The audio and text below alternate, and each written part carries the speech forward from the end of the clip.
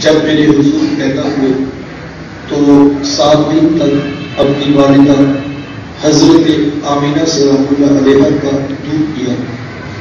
8ویں دن یہ اعزاز دشمن اسلام ابو لہب کی کنیز سویبہ کو حاصل ہوا. اس نے حضور کو دودھ بھی پلایا اور دیکھ بھال بھی کی. یہ چند دن کا دودھ تھا، یہ چند دن کی دیکھ بھال تھی، لیکن میرے آقا نے سویبہ کے اس احسان کو پوری زندگی یاد رکھا. مکے میں تھے تو میری ماں کہہ کے پکارا کرتے. مدنی دور آیا تو یہاں مدینے سے ان کے لیے کپڑے بھی بھجوایا کرتے اور رقم کا بھی بندوبست کیا کرتے. یہ ہے شریعت، یہ ہے سیرت جو حضور نے کرنا. حضور تشریف فرما تھے کہ دور سے ایک بوڑھی خاتون کو اپنی طرف آتے دیکھا. میرے حضور صحابہ کے جھرمٹ میں تھے، بس نظر پڑی تو آقا کریم علیہ السلام اٹھ کھڑے ہوئے. میری ماں پکارتے ہوئے اور دوڑ لگاتے ہوئے ان کے قریب پہنچے. پھر کندھوں سے وہ چادر اتار کر نیچے زمین پر بچھا دی جسے میں اور آپ کائنات کا قیمتی اثاثہ سمجھتے ہیں. اپنی والدہ کو اس چادر کے اوپر بٹھایا، کان لگا کر گھنٹوں ان کی باتیں سنی. اور جب وہ بوڑھی خاتون اٹھ کر واپس جانے لگی تو کسی نے راوی سے پوچھ لیا یہ آنے والی خوش بخت خاتون کون تھی؟ تو بتانے والے نے بتایا کہ تمہیں نہیں پتا. محبتوں بھرا یہ ہجوم عاشقہ دیکھا تو چھم چھم آنکھوں میں آنسو برسنے لگے.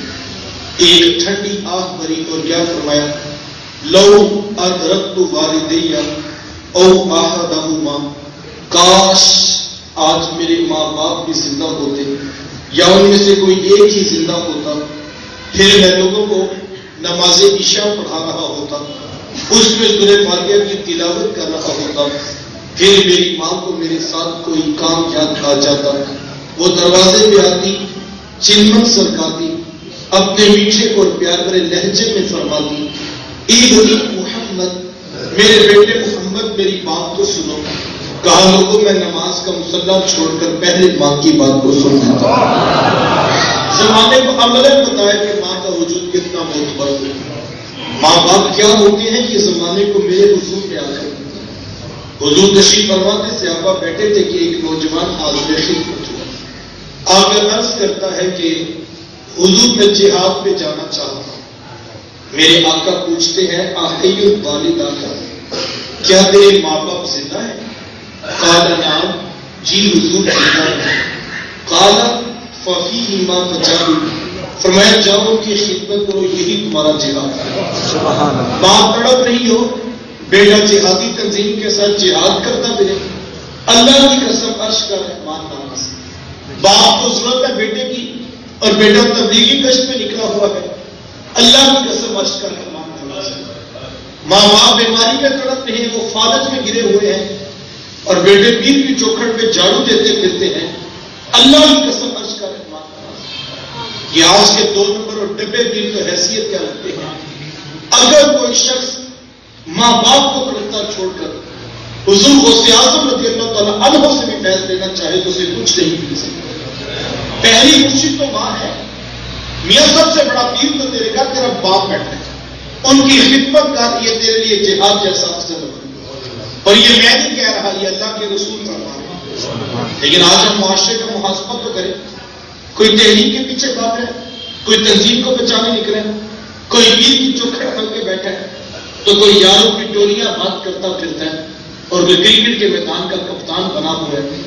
اگر تو ماں باپ اجازت دیتے ہیں، دیگر بھائی ان کی خدمت کے لیے موجود ہے اور ماں باپ کی بھی رضا ہے بیٹا تم یہ کام کرو، تو یہ ایک الگ بات. ورنہ ماں باپ کو رکھتا چھوڑ دے اور یہ خیال کرتا پھر کہ میرے لیڈر یا میری تنظیم سے مجھے کچھ ملے گا، کسی چوکھٹ سے کچھ نہیں ملے گا جب تک ساتھ میں ماں باپ اس میں راضی نہیں. یار ایک ایسا سسٹم ہے کہ 60 سال کا بوڑھا باپ صبح کے وقت اٹھ کر جوان بیٹے کی محنت کرتا ہے اور کہتا ہے بیٹا آج دکان پہ رش زیادہ ہے، گاہکوں کی بھی بھیڑ ہے اور میری طبیعت کچھ ٹھیک نہیں، تو بیٹا تم ذرا دکان پر وقت زیادہ نہیں. تو نوجوان آگے سے کیا کہتا ہے؟ کوئی جیتا ہے تو جیے، کوئی مرتا ہے تو مرے، میں نے جمعرات کو دربار پہ ضرور جانا۔ یہ دین کس نے سکھایا؟ یہ اللہ کے رسول کی تعلیمات کو نہیں، اور نہ ہی یہ دربار والوں کی تعلیمات۔ یہ آج کے کاروباری صوفی کا مسئلہ ہے۔ اگر 50 لوگ ہر وقت اس کے ڈیرے پہ نہ بیٹھے، اس کا کاروبار نہیں چلتا۔ لہٰذا وہ دین کی آڑ میں ایک ایسا فلسفہ قوم کو سنانا چاہتا ہے کہ ماؤں سے بیٹے چھینے جاتے ہیں، بہنوں سے بھائی لیے جاتے ہیں، اور اپنا کاروبار چھپایا جاتا ہے۔ یعنی ایک ایسا سسٹم ہے، بہنیں فیکٹری میں ملازمت کر کے ماں باپ کا پیٹ پال رہی ہیں اور بیٹا پیر کے اس کو پہنچا ہوا۔ بھائی یہ کس نے سکھایا؟ یعنی اس سے بڑی کوئی بات ہو سکتی ہے؟ کائنات کی سب سے قیمتی چوکھٹ جو اٹھے رسول، لیکن ہم حضور کی تربیت کا فیض دیکھتے ہیں کہ حضرت اویس کرنی رضی اللہ تعالیٰ عنہ حاضر خدمت نہیں ہو سکتا، خیر التابعین تو کہلائے صحابیت کا درجہ نہیں پا سکے، لیکن حضور کی یاد آتی تو آنکھوں میں آنسو آ جاتے، بدن پہ کب کبھی چھا جاتے۔ ایک دن ہمت کر کے ماں سے عرض کی، ماں مجھے اجازت دو کہ میں بھی حضور سے ملاقات نہ کروں۔ تو ماں نے کہا بیٹا چلے جاؤ لیکن جلدی واپس لوٹو۔ ماں سے اجازت دی اور حاضر خدمت ہوئی، اور مدینہ شریف نے آ کے پوچھا میرے حضور کدھر ہے؟ تو بتایا کہ وہ تو کسی سفر پہ تشریف لے گئے۔ حضرت ویسے کرنی رضی اللہ تعالیٰ عنہ انہی قدموں پہ واپس پلٹ جاتے ہیں۔ کیوں؟ اس لیے کہ وہ یہ جانتے تھے کہ جس رسول کی یاد میں تڑپ رہا ہوں انہی کے کہنے پہ ماں کی خدمت کر رہا ہوں، اور یہ ہو نہیں سکتا کہ میرے حضور میرے حالات سے بے خبر ہوں۔ اور حقیقت بھی ایسے ہی تھی۔ اگر حضرت ویسے کرنی رضی اللہ تعالیٰ عنہ یمن میں بیٹھ کے تڑپ رہے تھے تو یار مدینے کا حال بھی کچھ مختلف نہیں ہے۔ میرے آقا یمن کی طرف رخ نور کرتے ہیں، اپنی کباب کے بٹن کھولتے ہیں اور ٹھنڈی ٹھنڈی سانسیں بھرتے ہیں، اور حضور ماتے لوگوں مجھے یمن سے یار کی خوشبو آتی ہے۔ کوئی پاس بیٹھا تھا، حضور اتنا پیار کرنے والا ہے کہ بیٹھا یمن میں اور آپ کو یہاں خوشبو آ رہی، حضور میں میرے سے بڑا پیار کرتا ہے۔ عرض کی حضور اتنا پیار کرتا تو پھر ملنے کیوں نہیں آئے؟ بلال اچھے سے آگے، سلمان فارس سے آگے، سہیل روم چھوڑ کر آگے، اور یہ یہاں قریب یمن سے ملنے بھی نہیں آئے، یہ کیسے پیار کرنے والے؟ تو حضور میں ان کی بوڑھی اور نابینا ماں ہیں جن کی خدمت انہیں میرے حضور آنے سے روکے ہوئے ہیں، اور ان کو جائے نہ چاہ کر میرے اویس کو میرا سلام کہے اور اسے کہنا میری امت کی بخشش کی دعا بھی کرنا۔ یہاں سے پتہ لگا جو ماں باپ کی خدمت کرتا اس کی دعائیں قبول ہوتی۔ حضرت عمر فاروق اور حضرت علی مرتضیٰ رضی اللہ تعالیٰ عنہما حضرت اویس کرنی رضی اللہ تعالیٰ عنہ کی تلاش میں نکلے۔ جب ملاقات ہوئی تو حضور کا سلام پیش کیا، بس نام سننا تک کہ چھم چھم آنکھوں میں آنسو آئے۔ بار بار فرماتے مجھے یہ تو بتاؤ میرے حضور کے لبوں پہ اویس کا نام آیا کیسے؟ حضور نے کیسے کہا تھا کہ اویس کو سلام کہنا؟ آنکھوں میں آنسو، بدن پہ کب کبھی کی کیفیات دیکھی تو کہا جناب جن کا نام سن کے اتنا تڑپ رہی ہے ان سے ملاقات کے لیے کیوں نہیں آئے؟ تو حضرت ویسے کرنی رضی اللہ تعالیٰ عنہ نے بات کا رخ پلٹا اور کہا تم نے میرے رسول کو دیکھا ہے؟ کہا ہم نے تو صبح و شام دیکھا ہے۔ کہا اچھا پھر تم بتاؤ میرے حضور کے یہ عروج جڑے ہوئے تھے یا کھلے ہوئے؟ یہ دوسرے کی طرف دیکھنے لگے۔ کہا تم نے تو دیکھا، میں نے تو دیکھا نہیں۔ کہا حضرت آپ ارشاد فرمائیں، کہا کوئی دور سے دیکھتا تو اسے جڑے ہوئے نظر آتے اور کوئی نیڑے آ کر دیکھتا تو اسے کھلے ہوئے نظر آتے۔ پتہ لگا حضرت ویسے کرنی رضی اللہ تعالیٰ عنہ حضور کو نیڑے بیٹھ کر بھی دیکھتے تھے اور یمن میں ماں کے قدموں میں بیٹھ کر بھی دیکھتے تھے۔ وہ جہاں بھی تھے نگاہ رسول پہ تھے، وہ دل رسول میں تڑپا کرتے تھے۔ ماں باپ کی خدمت اتنا بڑا وظیفہ۔ اللہ اکبر۔ حضور کیا لے کر آئے؟ حضور بہنوں کی محبت کا پیغام دے کر آئے۔ بہنیں کیا ہوتی ہیں یہ زمانے کو میرے حضور، آپ جانتے حضور کا نہ کوئی سگا بھائی ہے اور نہ کوئی سگی بہن ہے۔ میرے حضور در یتیم ہے۔ سینہ صدف میں اکیلے پرورش پانے والے موتی کو در یتیم کہا جاتا ہے۔ حضور بطن آمنہ میں اکیلے پرورش پائی ہے، لیکن جب رضاعت کا شک عطا کرتے ہوئے میرے حضور حضرت حلیمہ سعدیہ سلام اللہ علیہا کے ہاں تشریف لے گئے۔ آپ جانتے ہیں کہ ان کی ایک بیٹی تھی جن کا نام شیما یا شیما بتایا جاتا ہے۔ وہ رشتے میں میرے حضور کی رضائی بہن لگتی۔ قبیلہ بنو سعد کے رواج کے مطابق شام کو جب مائیں کھانا پکانے لگتی تو بہنیں اپنے بھائی گود میں اٹھا کر باہر کھلے میدان میں آ جاتی۔ ہر بہن کی گود میں اس کا بھائی ہوتا اور وہ اپنے بھائی کو حسن کے قصیدے پڑھ رہی ہوتا۔ اگر کسی کے بھائی کا رنگ کالا ہوتا تو وہ کہتی جناب رنگ کالا ہے تو کیا ہوا؟ میرے بھائی کے نقوش تو دیکھی کتنے خوبصورت ہے، اس کی چیز جیسی خوبصورت آنکھیں دیکھو کتنی پیاری ہے، اس کی اٹھی ہوئی ناک پہ دیکھو کتنی سونی لگتی ہے. تو وہ نقوش کو معیار حسن قرار دیتی. اور اگر کسی کے بھائی کا رنگ گورا چٹا ہوتا، وہ کہتی جناب رنگ نہیں تو کچھ نہیں، حسن تو ہوتا ہی سارا رنگت میں، میرے بھائی کا رنگ دیکھو کتنا نکھرا ہے. تو یہ بہت مباحثہ چل رہا ہوتا اور کوئی بہن ہار ماننے کو تیار نہ ہوتی. اتنے میں ایک سم سے حضرت شیما اپنا ویر محمد اٹھا کے لے آتی اور کہتی ذرا میرے ویر کا مقابلہ بھی تو کرو نا. وہ کہتے نہیں شیما تیرے ویر کا مقابلہ تو نہیں نا، تیرا تو ساروں کا سردار لگتا ہے. تو تم آتا حضرت شیما کا سر فخر سے بلند ہو جاتا اور وہ حضور کو سینے سے چمکا لیتی اور دعا دیتی ربنا اب کی لانا محمد، شاید میرے ویر محمد کو نظر نہ لگے. آج میں دیکھ رہی ہوں بچوں کا سردار ہے، کل اپنی آنکھوں سے دیکھوں جوانوں کا بھی سردار بنے. زندگی کے لیل و نہار گزرتے گئے، حضرت شیما کی شادی ہو گئی. مدنی دور کی کہانی ہے. اتفاق سے جس قبیلے میں حضرت شیما کی شادی ہوئی تھی، حضور کے صحابہ کی لڑائی اور جنگ اسی قبیلے کے ساتھ ہوئی. ان کے کچھ بندے قتل کر دیے اور کچھ کو قیدی بنا کر صحابہ مسجد نبوی میں لے آئے. عرب کے رواج کے مطابق قیدیوں کو چھڑانے کے لیے قوم کے سردار فدیہ اور فنڈ اکٹھا کرنے کے لیے نکلے. ہر دروازے پہ جاتے دستک دیتے اور فنڈ مانگتے. چلتے چلتے حضرت شیما کے دروازے پہ دستک دی تو پوچھا کون؟ کہا قبیلے کے سردار نے فنڈ اکٹھا کر رہے ہیں تو پھر اپنا حصہ ڈالیں. کہا یہ فنڈ کس لیے اکٹھا ہو رہا ہے، یہ رقم کیوں جمع کی جا رہی؟ تو کہا مدینے میں ایک شخص ایک دائیں نبوت رکھتا ہے، اس نے ہمارے لوگ پکڑے ہیں، ہم نے اپنے قیدی چھڑائے. پوچھا کہ اس کا نام کیا ہے؟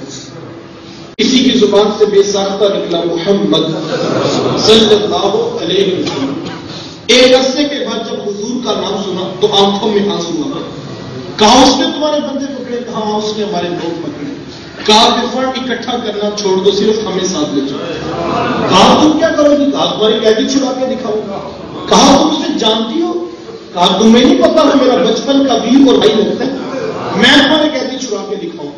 حضرت شیما قبیلے کے سرداروں کو ساتھ لیا، حضور کے خیمہ نوری کی طرف سفر شروع کی. یہ وہ وقت تھا جب ادب کی آیتیں نازل ہو چکی. خبردار میرے رسول کی آواز سے آواز کو اونچی نہ کر، ورنہ زندگی کی ساری کمائی غارت کر کے رکھ دو. میرے محبوب کی چوکھٹ پہ آنا چاہتے یوں ہی اٹھ کر نہ آ جاؤ، بلکہ پہلے گھر جاؤ، پھر کوئی چیز لو، پھر بازار میں آؤ، کسی فقیر کو صدقہ کرو، پھر میرے رسول کی چوکھٹ پہ ہو. تمہیں پتا لگے تم کس عظیم بارگاہ میں حاضری کے لیے جائیں. صحابہ ننگی تلواروں سے درے حبیب پہ پہرا دے رہے تھے. حضرت شیما اس خیال سے میں اپنے بھائی کو ملنے جا رہی ہوں. جب آگے بڑھنا چاہا تو پہرے داروں نے تلواریں سونپ دی. رک جا دیہاتی عورت، جانتی نہیں آگے پوچھا ہے رسول ہے، آگے تو بغیر اجازت کی جبریل بھی نہیں جا سکتے، تو کون ہے؟ روایت میں آتا ہے جب راستہ روک دیا کہ تلواریں سونپ دی گئی تو حضرت شیما نے یوں ہاتھ سے تلوار کو چھٹک کے کہا خلو سبیلی وعلموا انا اخت نبی. کہا میری بہن چھوڑ دو، جانتے نہیں میں تمہارے نبی کی باجی اور بہن لگتی ہوں. یہ آواز کانوں میں پڑی تو پلکوں کی چمنی آنکھوں پہ آ گئی، نگاہیں نیچی کر لی، تلواریں پیچھے ہٹا لی. حضرت شیما پورے پروٹوکول سے جب حضور کے خیمہ نوری میں داخل ہوئی، میرے حضور نے جب دور سے بہن کو آتے دیکھا اٹھ کر استقبال کیا، مرحبا کہتے ہوئے خوش آمدید پیش کرتے ہوئے فرمایا میری بہن آج کدھر کو آنا ہوا؟ عرض کی حضور آپ کے بندوں نے ہمارے کچھ لوگ پکڑ لیے ہیں، میں ان قیدیوں کو چھڑانے کے لیے آئی ہوں. سنو بھائیو، اللہ کے رسول نے کیا ارشاد فرمایا؟ حضور فرمایا میری بہن تو نے آنے کی زحمت کیوں گوارا کی؟ تو گھر بیٹھے پیغام بھی بھیج دیتی تو میں محمد تیرے کہنے پہ ساروں کو چھوڑ دیتا. زمانے میں عملاً بتایا کہ دروازے پہ بہن کا آنا کتنا معتبر ہوتا ہے. پھر چند جوڑے کچھ چھوڑے بہت سارا ساز و سامان جمع کیا اور میرے حضور بہن کو رخصت کرنے کے لیے دروازے تک تشریف لائے. صحابہ نگاہیں نیچی کی حضور کے ادب میں کھڑے تھے. حضور میں صحابہ جب بھی قیدی چھوڑا کرتا ہوں پہلے تم سے مشاورت کیا کرتا ہوں. آج پہلا موقع ہے، قیدی بھی چھوڑ رہا ہوں اور میں نے مشورہ بھی نہیں کیا ہے. عرض کی اے بندہ نواز، آپ مالک کل کائنات ہیں، آپ جو چاہیں کریں. ہم کوئی ہوتے ہیں بڑا درمیان میں مشورے دینے والے، لیکن حضور کی خدمت کو بتائیے آج کون سی خاص بات تھی کہ آپ نے مشورہ کرنا بھی ضروری نہیں سمجھا؟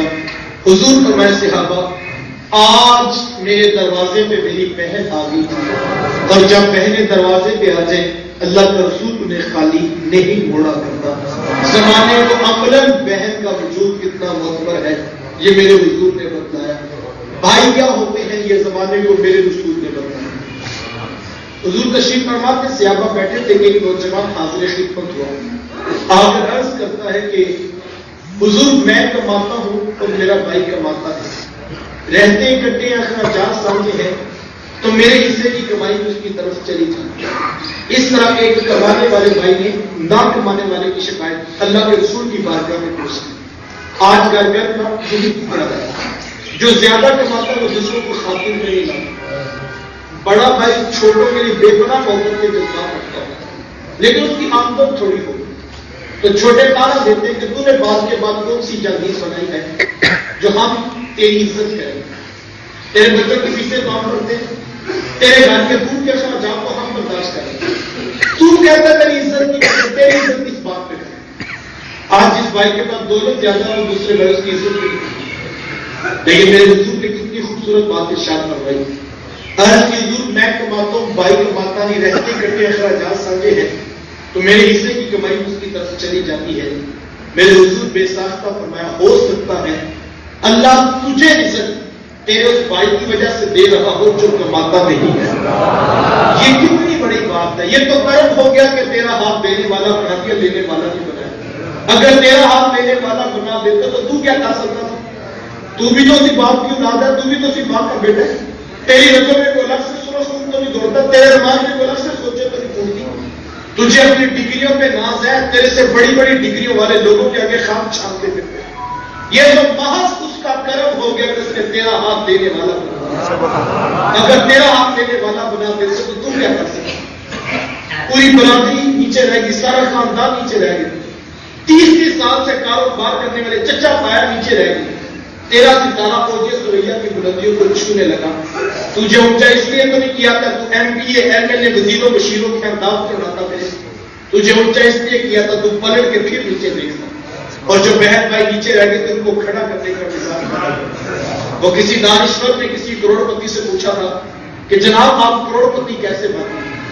آج ہر شخص چاہتا ہے مجھے کروڑ پتی بننے کا کوئی فارمولہ مل جائے.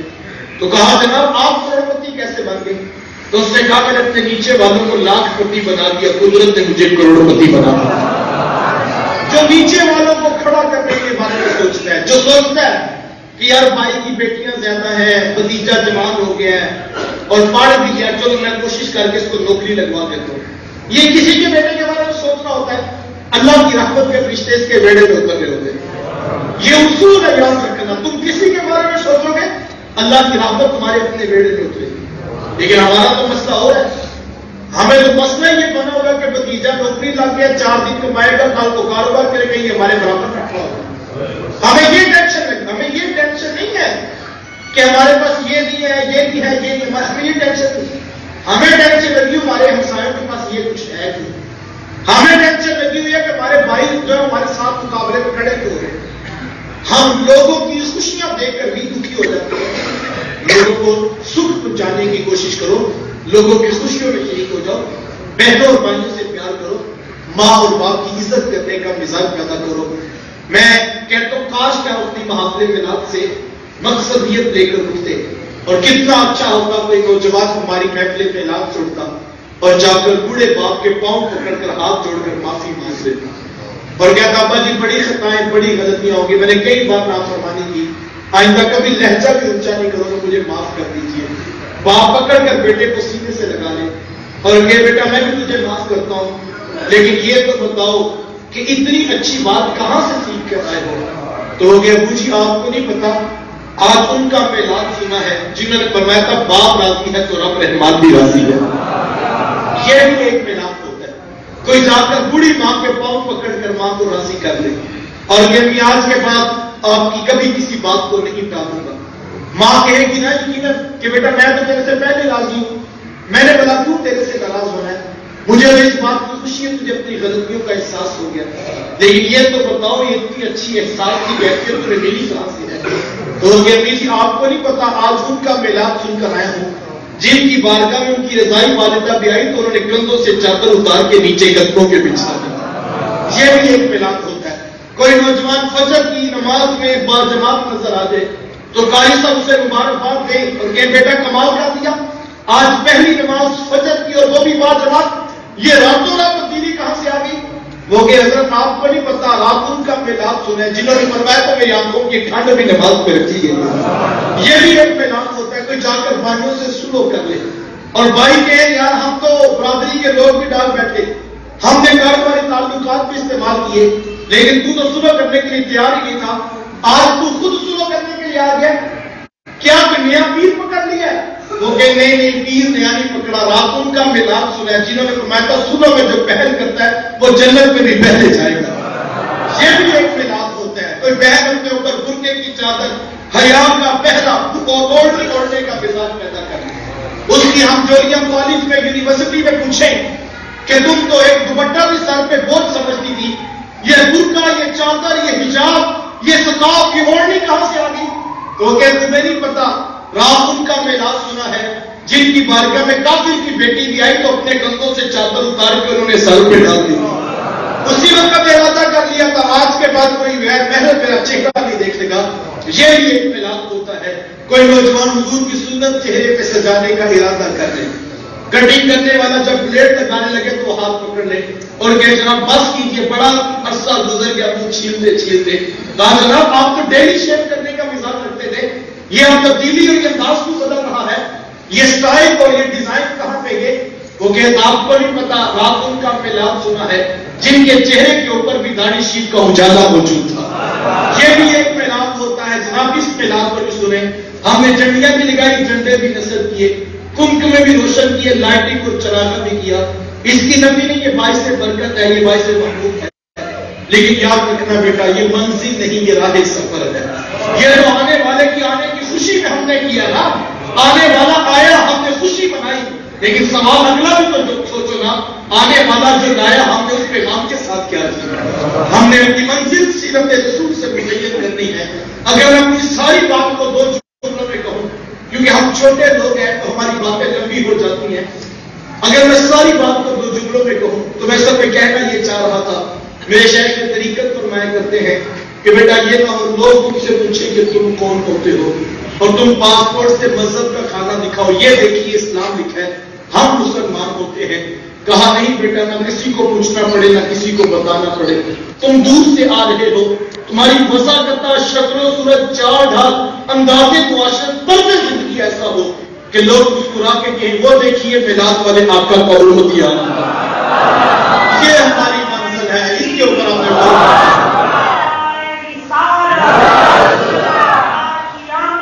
یہ ہماری منزل ہے، یہ ہماری منزل ہے۔ ان کی ہر سنت ہو ثاقب جان و دل سے بھی عزیز، ان کی ہر سنت ہو ثاقب جان و دل سے بھی عزیز، مصطفیٰ کی ذات میں یوں فنا ہو جائیے، آئیے سر سے لے کر پاؤں تک، صبح سے لے کر شام تک میں بھی اپنا محاسبہ کروں، آپ بھی اپنا محاسبہ کریں، اپنے چہرے کو حضور کی صورت کا روپ دیجیے اور اپنے کردار کو حضور کے سانچہ سیرت کے روپ میں ڈالنے کی کوشش کیجیے۔ وآخر دعوانا ان الحمد للہ رب العالمین۔